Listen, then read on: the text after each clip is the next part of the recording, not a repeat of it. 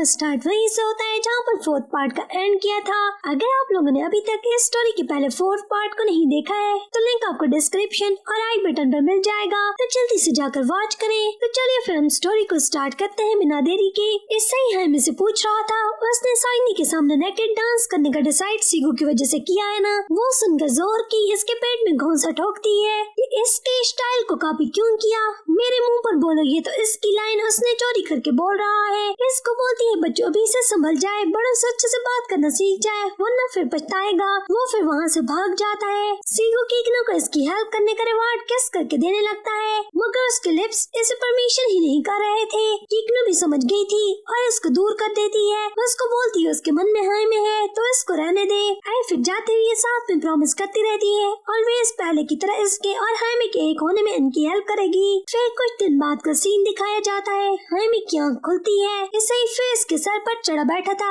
इसके सर पर new game खेलने का भूत सवार होता है। वो रिफ्यूज भी नहीं कर सकती थी बिकॉज इसे बार बार अपने डैड का याद दिलाता रहता है। आए फिर मसहीरो से मिलने वाली रकम वो खुद ही छोड़ कर आई थी तो इससे वो सब कुछ करना था जो इसे बोल रहा था। वो फिर छोटी सी गेम के लिए 1 किलोमीटर के डिस्टेंस पर वेंडिंग मशीन से ड्रिंक लेने जाती है। वापस आकर इसे इसके बाकी रहने वाले डैड की डिटेल देता रहता है। फिर हायमे के उसके करीब होने से उसे कुछ हो रहा था, अनकंफर्टेबल होता रहता है, उठकर अपने रूम में चला जाता है। इससे ही जब से रायकन में आया था और उसे किमीनो पहने सभी गर्ल्स ने देखा था तो सभी गर्ल्स उसकी फैन हुई पड़ी थी। डेली आकर हायमे के गिद्ध इकट्ठे होकर इसे ही कपूरती रहती हैं और इसे सही के साथ पिक्चर्स मांगती रहती हैं, मगर उनको बताती है वो पिक्चर नहीं लेता है, उसे पसंद नहीं है। स्कूल में इसे के सभी फ्रेंड्स ने शोमो को न्यू गेम के लिए मुर्गा बना रखा था, उसे भी साथ चलने का बोलते हैं मगर वो इनकार करके चला जाता है। इसे सुपर गेम्स नहीं खेलने हैं। सब पीछे से बोलते रहते हैं ये सब हायमे की वजह से बोल रहा है जरूर। हायमे कीकनो को मिलती है जो कि इसे अपने साथ बाहर कैफे पर टी के लिए ले जाना चाहती थी।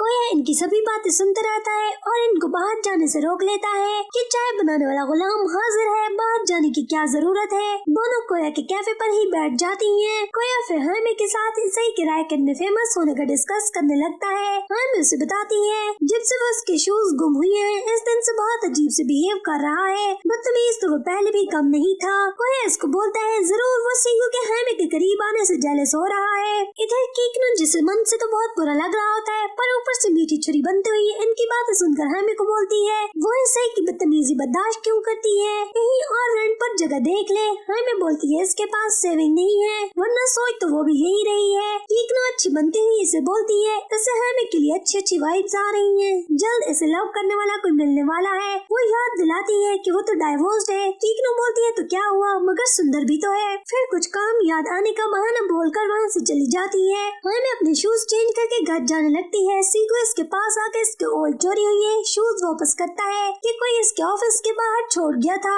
फिर इसे अपने साथ ले जाकर तो सभी स्टाफ से पूछने जाने लगता है मगर हायमे इसे रोक देती है, इसे किसी से भी पूछने की नीड नहीं है। उसे जाते देखकर हायमे को कल रात के लिए डिनर के लिए पूछता है। वो कोई भी आंसर किए बिना स्माइल करती वापस जाके ग्रैनी को भी बताती रहती है जो कि सुनकर तो बहुत हैप्पी हो जाती है। वो तो चाहती थी सीगू का फर्स्ट लव इसे 10 ईयर बाद मिल जाए मगर हायमे बोलती है उसने इसके साथ डेट पर जाने के लिए अभी यस तो बोला ही नहीं है। ग्रैनी फिर से सीगू के साथ डेट पर जाने का इंसिस्ट करती रहती है कि सीगू ने इसे पूछा है तो जरूर जाना चाहिए। हायमे जो रायकन में पहले र्यूमर्स को लेकर तो वरी थी तो उसे बोलती है र्यूमर से वो बिल्कुल भी डरना छोड़ दे। इससे ही कि तभी गए आते साथ ही हायमे को उसकी गेम का टास्क पूरा करने का बोलता है कि सीगू की पैंट सबके सामने डाउन करके उसे एम्बैरस करना है। वो उसे क्लीन चिट ना करती है, वो ये सब बिल्कुल भी नहीं करेगी तो बोलता है करना तो पड़ेगा बच्चों, जब तक ये नहीं करेगी इसे और कुछ भी नहीं करने देगा। फिर रूम में चला जाता है। अगले रोज रायकन में काम करते हुए इसे ठरकी बुड्ढा मिल जाता है जो इनको कीकनो की जगह पर एंटरटेन करने के लिए अपने साथ चिमटा कर ले जाने लगता है। वो डरते डरते साथ जाने लगती है कि शायद न गई तो डांट मिलेगी मगर सीगू वहाँ आकर उसे बुड्ढे ठरकी को बताता है इनको एंटरटेन करने के लिए उसने 2 और गर्ल्स को भेजा है, हमें यहाँ इस काम के लिए नहीं है। तो वो चला जाता है जिस पर सीगू पकड़कर इसे पीछे करके खड़ा करके बोलता है इसे ऐसे ऑलवेज कस्टमर से इतने दूर खड़े होकर बात करनी है, इसके साथ चिपकने या चिमटने की नीड नहीं है।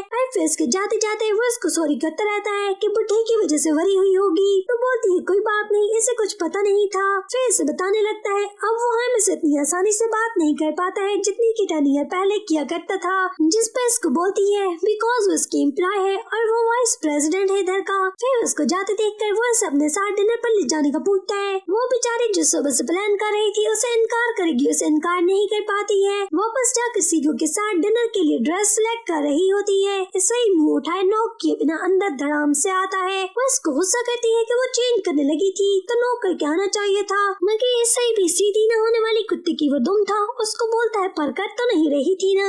फिर इसको पूछता रहता है वो कहाँ जा रही है, पर वो इसको सीगू के साथ जाने वाली बात नहीं बताती है और झूठ बोलती है अपनी फ्रेंड के साथ इसे बाहर जाना है और जल्दी से चेंज करने के लिए इसे रूम से बाहर निकाल देती है। जब वो स्टेशन पर जाकर सीगू को वेट कर रही थी उसने तो ऐसे ही बचने के लिए यहाँ सीगू के साथ जाने का डिसाइड किया था, मगर वो तो वहाँ इसके पीछे ही पहुँच गया था और दूर दूर से उसे स्पाई किए जा रहा था। फिर तभी इसकी गेम बजाने के लिए कोया भी वहाँ जाता है। इसको पूछता है वो यहाँ क्या करने आया है। कोया बोलता है पास के कैफे पर था। इसे इधर स्पाई करते देखकर वो भी वहाँ आ गया है और उसने भी अच्छे से देख लिया था कि वो हैमी को फॉलो कर रहा है। फिर वो सीगू को वहाँ आते देख लेते हैं। वो हैमी को लेकर साथ जाने लगता है, इसे भी पीछे जाने लगता है और कोया को आते देखकर वो मना करता है कि वो किधर चला, तो आगे से इसको बोलता है वो भी इसके साथ ही जाएगा और अगर वो नहीं लेकर गया तो वो भी हैमी को कॉल करके बता देगा कि वो उनको स्पाई कर रहा है। फिर इसे इसके साथ जाकर काउंटर पर हैमी और सीगू की टेबल के करीब टेबल देने का गुस्से से बोलता रहता है कि जहाँ से इन दोनों को वो देख सके पर वो इसे ना देख सके, पर वो अगला पर्सन इससे डर ही जाता है। कोई ऐसे दूर ले जाकर आराम से बात करने को बोलता है और इसे बताता रहता है कि वो इस एक्सपेंसिव होटल को अफोर्ड नहीं कर सकता है। इसे ही बोलता है सभी एक्सपेंसेस वो बेयर करेगा, मगर इसे ऐसी टेबल चाहिए जहाँ से वो दोनों इससे न देख पाए। फिर कोया के बोलने पर इनको एक टेबल मिल ही जाती है जहाँ से हैमी और सीगू को देख पा रहे थे। हैमी सीगू के साथ बैठे बहुत ज्यादा नर्वस फील कर रही थी और फिर ऊपर से इतनी एक्सपेंसिव जगह पर आकर सीगू से नॉर्मल करने के लिए पूछता है क्या उसे अब हैंकी को क्लीन करना आ गया है। वो इसकी बात सुन के इसे बोलती है उसने अभी तक याद रखा है क्या इस बात को। फिर इनको साथ इकट्ठे हंसते देखकर इसे ही जलता रहता है कि वो दोनों तो बहुत क्लोज है एक दूसरे के। फिर अपने कानों में हैंड फ्री टोन्स का इनकी कन्वर्सेशन सुनने लगता है। वो दोनों अपनी यंग एज के डेज को याद कर रहे थे, कैसे दोनों स्कूल के बाद एक दूसरे से ट्री के नीचे रोज मिला करते थे, सारे दुनिया जहां की बातें किया करते थे, मगर एक दूसरे की फैमिली और कभी एक दूसरे का नाम नहीं पूछा था। फिर फ्लैशबैक में इन दोनों की स्टोरी चलती रहती है। वो हैमी से पूछ रहा था कि वो इतना काम क्यों करती है, उसे बताती है बिल और अपनी ट्यूशन फी चुकाने के लिए। फिर वो कुछ सेविंग करके अपना घर छोड़कर अकेले रहना चाहती है, इंडिपेंडेंट होना चाहती है। वो इसको पूछता है इसके पेरेंट्स इसके देर से घर आने पर फिर इसके घर से लीव करने पर वरीड नहीं होंगे, तो बताती रहती है इसके लिए वरीड होने वाला तो कोई नहीं है। सीगू को उसकी बातें बहुत अच्छी लगती हैं और उसकी तारीफ करता रहता है कि वो बहुत ही अमेजिंग गर्ल है। फिर वो सीगू से उसके ड्रीम्स को पूछने लगती है कि वो फ्यूचर में क्या करना चाहता है, जिस पर इसे बताता रहता है इसकी डेस्टिनी इसके पैदा होने से पहले डिसाइड हो चुकी थी कि कॉलेज खत्म करते ही इसे अपने फैमिली बिजनेस को संभालना है और इसे खुद भी फैमिली की हेल्प करना बहुत अच्छा लगता है। जिस पर वो भी उसे बोलने लगती है वो काफी मैच्योर बातें कर रहा है और इसको बोलता है वो भी हमें से बहुत एडमायर हुआ है बिकॉज स्कूल डेज में ही वो वर्क कर रही है। इसको बोलती है इसे आज तक ऐसे किसी ने कम्प्लीमेंट नहीं किया है, तो वो तो एम्बैरेस फील कर रही है। वो इसे अपने पास देखकर इसके ऊपर झुकता है और इसे अपने क्लोज देखकर वो जल्दी से उठकर दूर करती रहती है और दोनों हंसने लगते हैं और इसको बोलती है वो क्या कर रहा है।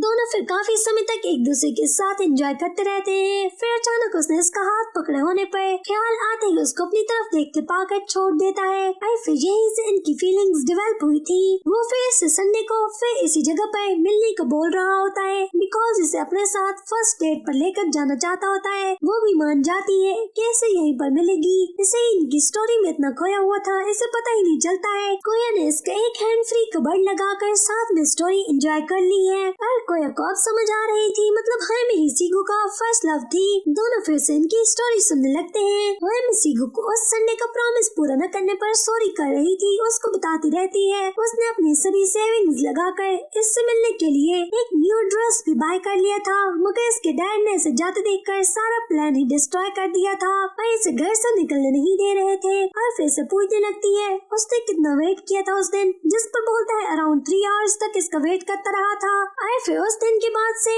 उससे वो 3 दिन तक वहाँ पर नजर नहीं आई थी, मगर फिर 4th डे इसे वो पुल से वापस जाते देखकर फॉलो किया था। जब उसके घर के बाहर पहुँचा था अंदर से शोर की आवाज सुनी थी बिकॉज हैमी के डैड ने बहुत ज्यादा चढ़ा रखी थी और हैमी इनको अंदर इतना पीने से मना कर रही थी। इनके ड्रिंक के लिए वो नहीं कमा रही है बल्कि इस घर के बिल्स को मुश्किल से भर पाती है और इनको बोलती है कि वो इनको छोड़ होकर चली जाएगी बिकॉज इसकी सभी सेविंग्स एक घर को बेचकर वो दारू पी चुके हैं और इसको बोलते रहते हैं वो इसे घर से बाहर निकलने देंगे तब वो कहीं पर जा पाएगी ना, और इसे अपने साथ घर पर बंद करके रखेंगे। वो इनके दारू के पैसे भी इसे देगी वरना इसे जिंदा नहीं छोड़ेंगे। मगर तभी सीगू ने मेन टाइम पर आकर उसे अपने बाप से पिटने से बचा लिया था और हमें का हाथ पकड़कर उसे घर से भगाकर सीधा इसी ट्री के पास ले जाता है। उसके पाँव में शूज नहीं थे तो अपने शूज उतारकर उसे देकर अपने साथ घर चलने की ऑफर करता रहता है और उससे अपने लव का इजहार करता है कि इसे बहुत ज्यादा लाइक करता है। शायद वो इस पर बिलीव नहीं करेगी मगर ये सच है और इसे बोलता है कि वो इसे प्रोटेक्ट करने वाला मैन बनना चाहता है। वो इसे बोलती है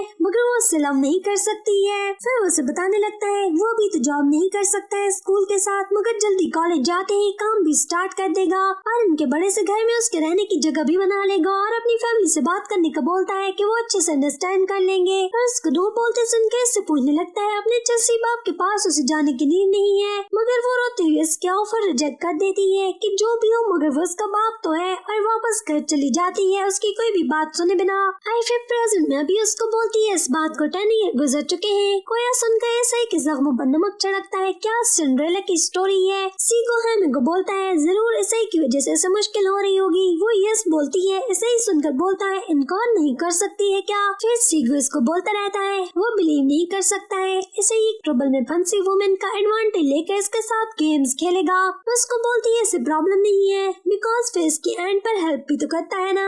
फेस ही की तारीफ करती है कि इसमें और भी बहुत सारी क्वालिटीज हैं जिसे सुनकर तो ऐसे कोई विश्वास नहीं आता कि वो इसके लिए इतना अच्छा बोलेगी जिसे सुनकर कोई ऐसे ही कुछ छड़ता रहता है। सीगो फेस से पूछता है अगर वो इस जगह को छोड़ना चाहती है तो इसके लिए कोई और जगह अरेंज कर सकता है। बोलती है डायरेक्ट इसके ऑफर एक्सेप्ट नहीं कर सकती है अगर इसके पास सभी एम्प्लॉइज के रहने की कोई जगह हो तो फिर सोच सकती है। और उसको ना करते सुनकर सीगो को थोड़ा सा बुरा लगता है। डायरेक्ट पूछता है इसे की वजह से नहीं जाना चाहती है या फिर कहीं इस रोमांटिकली तो इंटरेस्टेड नहीं हो गई है मतलब कहीं दिल लगा बैठी है। सीगो की बात सुनकर इसे की भी कान खड़े हो जाते हैं। वो सुनना चाहता था कि क्या बोलती है फिर वो थोड़ी देर तक सोचते रहने के बाद नो बोल देती है और बोलती है कि वो 10 ईयर जूनियर है उसको हैमी में कोई इंटरेस्ट नहीं है। सुनकर मुंह बनाकर बोलता है हाँ तो इसमें झूठ क्या है बड़ी तो है ना। और सीगो हैमी को बोलता है वो उसकी बात न करे बल्कि अपनी बोले वो इससे लाइक करती है या नहीं। तो ऐसे ही फिर सुनकर सांसें रुक जाती हैं मगर वो नो बोलती है तो ऐसे ही सर झुका लेता है और सीगो हैप्पी हो जाता है। जिससे पता था